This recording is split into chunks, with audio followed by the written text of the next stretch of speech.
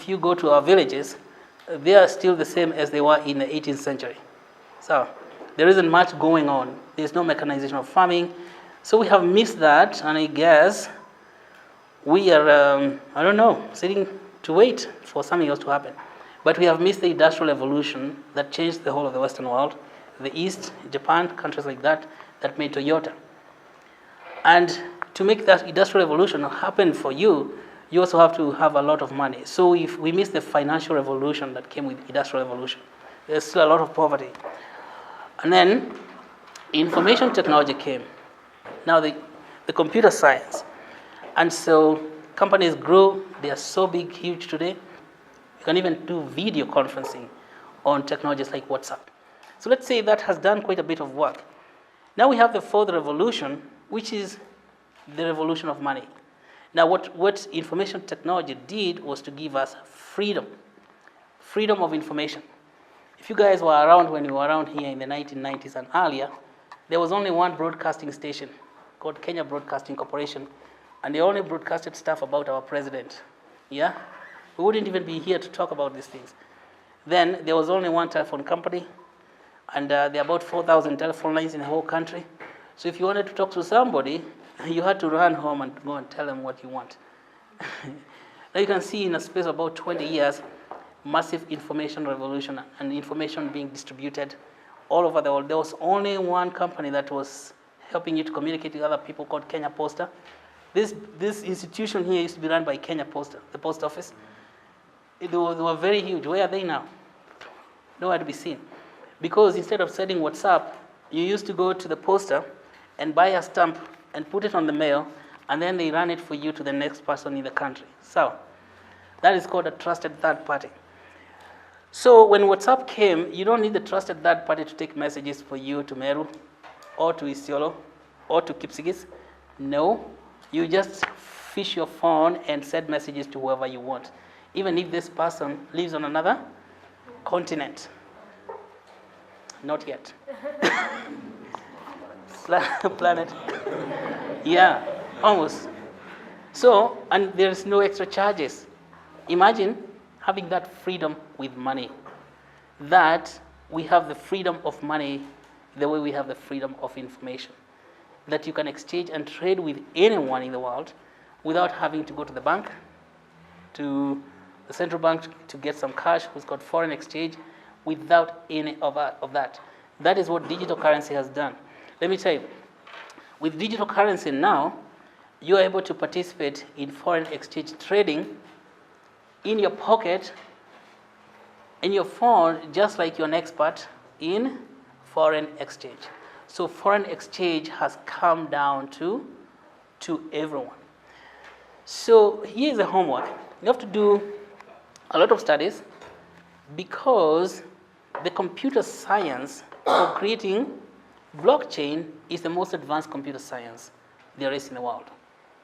So you don't do these things as if it's a joke, because once you program the blockchain, you cannot deprogram it. It's like programming, say, a telephone. What if you went to buy a telephone and found that the telephone had mistakes in it? Are you going to correct the errors the way you'd correct a website?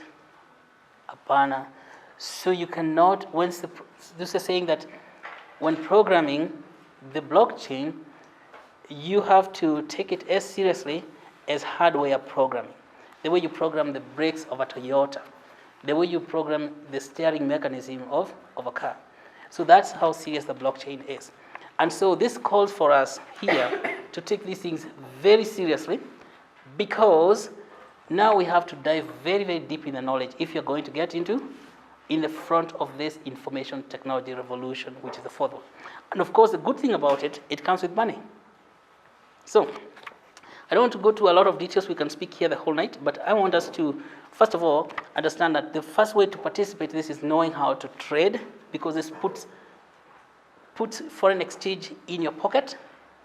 And so how you get Bitcoins, and I see there's so much misconception about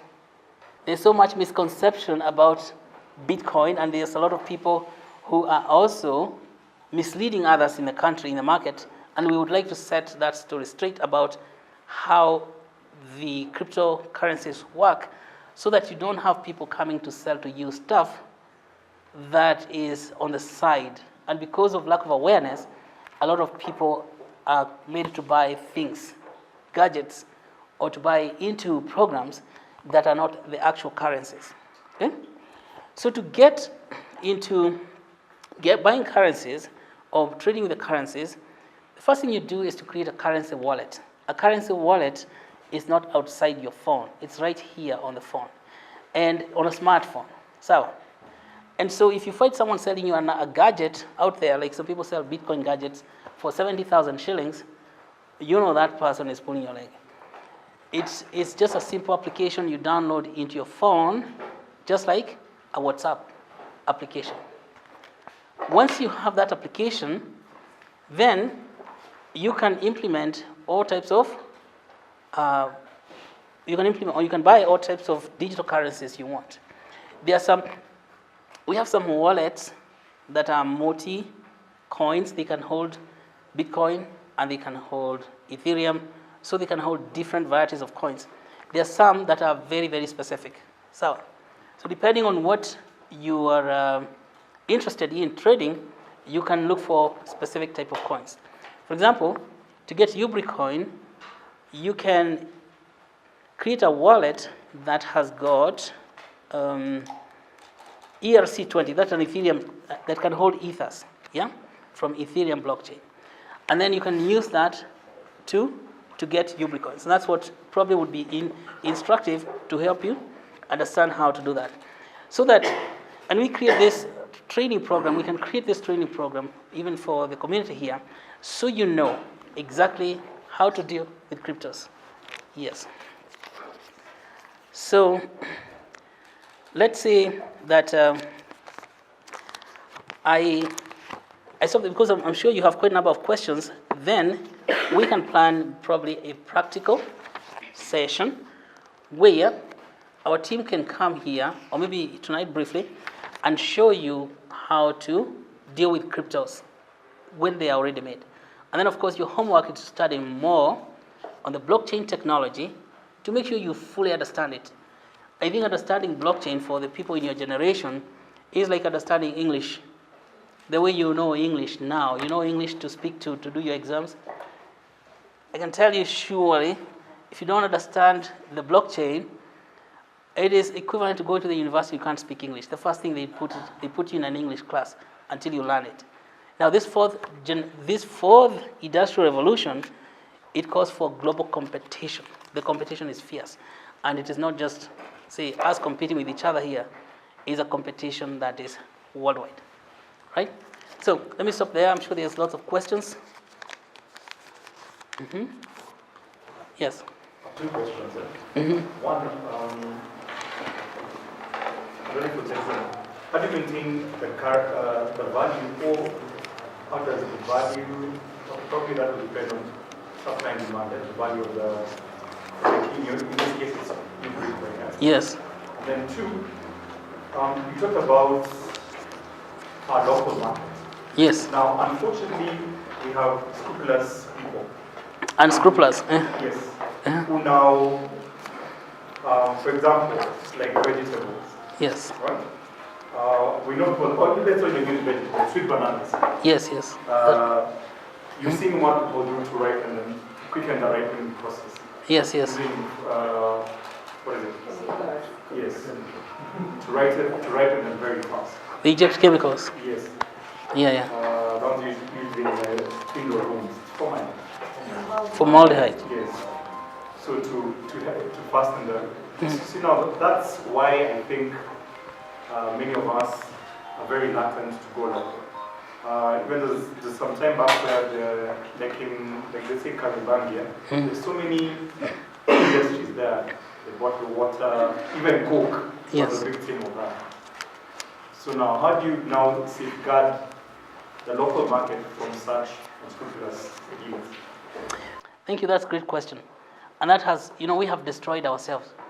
That is even why we could not be allowed to use a payment gateway, because Kenya is now so corrupt, you cannot even tell what is what. The corruption is so deep. It is so deep in this nation that we have even lost our own self-esteem. we act like neurotic people. It's that kind of neurosis that causes people to just do anything without what? Remorse. Because if you inject formaldehyde in bananas, those bananas are going to kill people. Yeah. Or you become mummified like a mummy. But the person who is injecting that has no remorse.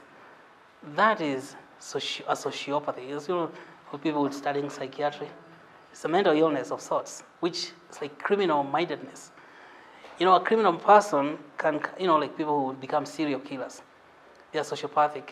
They kill people, but they don't feel anything. So we have lost that sense of feeling. But it's up to us to police ourselves or each other. Luckily, we're able to build very cleverly with our computer scientists, okay, guys in here, we're able to build excellence programs on the blockchain. That if you do good, you get rewarded. So, and if you do bad, you get penalized by the blockchain. So we can, and this is one of the things that you're going to find here on chapter 4. We call it the Crypto Economics Incentive Program for, so I think chapter 4, Incentive Program. And we haven't exhausted it because we are going on to revise this. So chapter 4 talks about smart reward. Okay? A smart reward is a programmable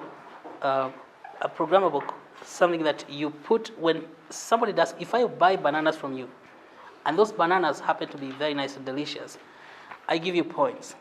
Then those points translate into coins. And those coins, you can now redeem them, just like what you call bonga points on Safaricom. So, we have put a table here, and it's not exhaustive, on page 32, showing the smart contract incentive for knowledge and performance excellence. For primary school teachers, we are programming a way to give incentive to teachers who just attend class. Somebody attends class and then gives good quality teaching to the students and engaging students in practical work. And of course, high school teachers going all the way to the university professors.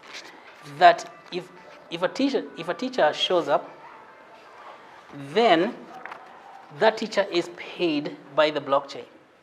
Instead of, is rewarded, that teacher is rewarded. Because it's possible to miss classes as a professor, and then just like that person in Kariobangi putting formaldehyde, that's the same, without remorse. What if we forget about those people doing bad things and we keep great incentives for the people doing good? Yeah? And that way, we can reward each other. Like if I come here and teach you a class, one of your professors, just like you ask how does it work? If I have UBN on my phone, Ubricoin on my phone, and then I say I've come to class and the teacher also has Ubricoin on his and her phone, then that application is going to ask you how was the class. Just like when you take Uber. Uber will send you a message after the ride and says, I'll tell you how was the ride. So you rate the ride. Now we're going to be able to build that with all these clever computer scientists we have in this country, in this university. We create reward system that helps us to reward the people doing good, and that what it does is to weed out the people who are doing bad. Now, if you're very hard at it, we can create negative incentives, like punishment for those people. If you went to Kariobangi and bought water that is causing, causing death and stuff like that, get noticed, then that person can be removed from the economy, and because that person can be identified, we don't buy from that person, so that anyone else who tries to purchase things from that person, you're going to get an alert and you're told, this is a dangerous person to buy from. So, we're able to do that with the blockchain. Yeah. I hope that answers. Now, the other question was about the price. The price initially, we programmed the price. Like today, Ubricoin is 50 shillings. And when it is programmed, we're going to keep pricing like that. Then, when we release it to the market, of course, the market determines the price. Yes. So it's up to our effort.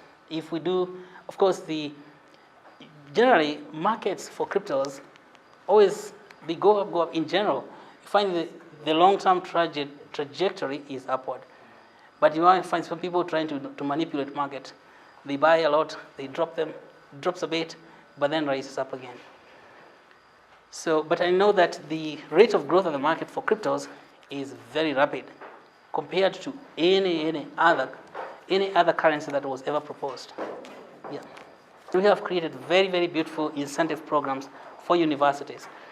You can see maybe explain somewhere, we have, I think this may be chapter 5 or 6, a University Science Technology Program, yeah, USTP. And it's going to be where, let's see, chapter 8.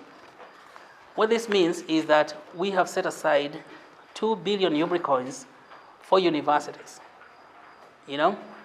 and that means that for people like yourselves who are studying in university, you need money for education. You can do competitive grants out of those 2 billions to fund your whatever you are doing in the school, but it has to be competitive. You have to win that money. That makes sure that it's not just handouts, and so that University Science and Technology program is to help people translate their knowledge to commercial products out there.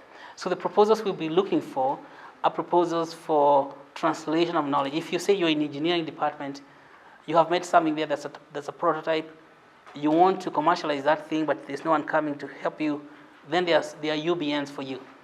So, and we're going to activate this program maybe sometimes in maybe about 18 months down the road, because you have to do them sequentially so we don't get. So that's one way. And we have 66 universities in Kenya.